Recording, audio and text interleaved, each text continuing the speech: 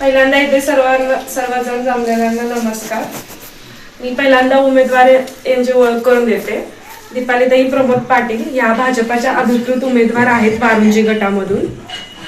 Main महत्वाचं काय की आता पहिल्यांदा 13 गाव येतात वारुंजी गटामध्ये. तर वारुंजी गटामध्ये जसं की गोटे, मुंडे, वनवासमाची, वारुंजी, परत तिकडे कालेटेक, जखीनवाडी, नांदलापूर, धोंडेवाडी अशी एकूण मिळून 12 ते 13 गावं आहेत. मेन महत्वाचं काय की आपल्या इथं पहिल्यांदाच असं झालंय की महिला खुला वर्ग पडलेला आहे वारुंजी जिल्हा परिषदसाठी. तर आपल्याला त्या पद्धतीनं वारुंजीसाठी महिलांचं जे आरक्षण निवडणूक न बघता आपल्याला एक जबाबदारी आलेली आहे महिलांना. पुढे पण जे काही काम असतील, समस्या असतील, आता गोट्यामध्ये भरपूर समस्या आहेत, तसेच बाकीच्या पण गावामध्ये समस्या आहेत.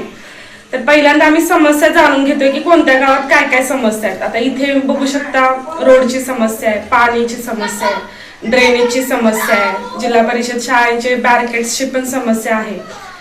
तर महत्वाचं काय आहे की आपली जी पुढची पिढी आहे ती जर व्यवस्थित आता नसेल, त्यांना जर मूलभूत सुविधा नसतील तर पुढे आपला विकास नाही होणार. आतापर्यंत आपल्या इथे IT पार्क यायला पाहिजे होतं. जवळजवळ 30-40 वर्ष झालं काही जसं पाहिजे असं विकास नाही झालेला.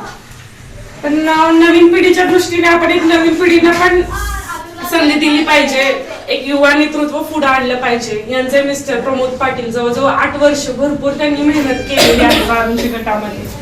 पद नसताना पण त्यांनी भरपूर मेहनत केली आहे. पद नसताना पण जेवढे कामं करता येतील आतुलबाबांच्या माध्यमातून ते पण त्यांनी केलेले. आता जवळजवळ आपण मागच्या 1-2 वर्षापासून आपण महिला सक्षमीकरणाचं पण उत्तराताई असू द्या किंवा अतुलबाबा भोसले, गौरवीताई असू दे, त्यांच्या मार्फत आपण महिला सक्षमीकरणाचं पण काम केलेलं आहे. आता बघू शकता लाडकी बहीण योजना. लाडकी बहीण योजनेमुळे जिल्ह्यात आपला एक नंबर आहे की लाडकी बहीण योजनेचे लाभ घेतात. लाडकी बहीण योजनेमध्ये काय की प्रत्येक महिलेला 1,500 रुपये येतात.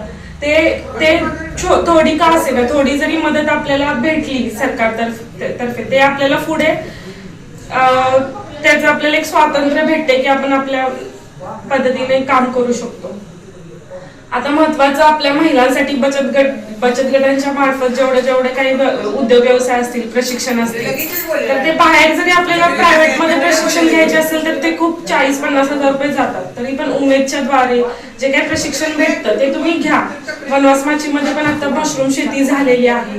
वेगवेगळ्या ठिकाणी महिला सक्रिय झाल्यात. वसुंधरा प्रोजेक्ट असो, त्यात 500 शेतकरी महिला असतील, त्या हळदीची लागवड त्यांनी सुरू केलेली आहे. महत्वाचं आपण पण गोट्यातल्या पण ज्या महिला आहेत त्या पण पुढे येऊन व्यवसायात आल्या पाहिजे. घर बसल्या पण त्यांना व्यवसाय भेटला पाहिजे. तर हे कधी शक्य जेव्हा आपण युवा नेतृत्व पुढे आणू. जर युवा नेतृत्वाने आणलं तर तसे जे काही नवीन तंत्रज्ञान असतील ते आपल्याला इथे रुजवता येणार नाही जर आपल्याकडे युवा नेतृत्व नसेल. बाकी पण ज्या काही समस्या आहेत त्या युवा नेतृत्वाद्वारे लवकर सोडवता येतील. तर बाकी जे काही आता बघू शकता अतुलबाबांनी पण या 1 वर्षात भरपूर काम केलेलं आहे. प्रत्येक गावात केलेलं आहे. जे 30 वर्षात 40 वर्षात झालं नाही ते त्यांनी 1 वर्षात करून दाखवलेलं आहे. तर असंच आपल्याला पुढे पण ते 4 वर्ष काम करणार आहे. पण आपला एक दुवा असला पाहिजे मध्ये. आपल्या वारुंजी गटासाठी दुवा असणं महत्वाचं आहे की त्यांच्या मार्फत आपण कामं करून घेण्यासाठी. तसंच प्रमोद पाटील हे व्यक्ती आहेत, विश्वासू कार्यकर्ते आहेत अतुलबाबांचे, त्यांच्या मार्फत आपण कामं करून घेऊ शकतो. आता आपल्या जे खुला वर्गासाठी तुम्ही जर बहिणींना सहकार्य केलं तर आपण भरपूर कामं महिलांसाठी करू शकतो. बाकी पण जे प्रशिक्षण असतील, बाकी जी माहिती आहे ते सगळे आता आपले उमेदवार सांगतीलच.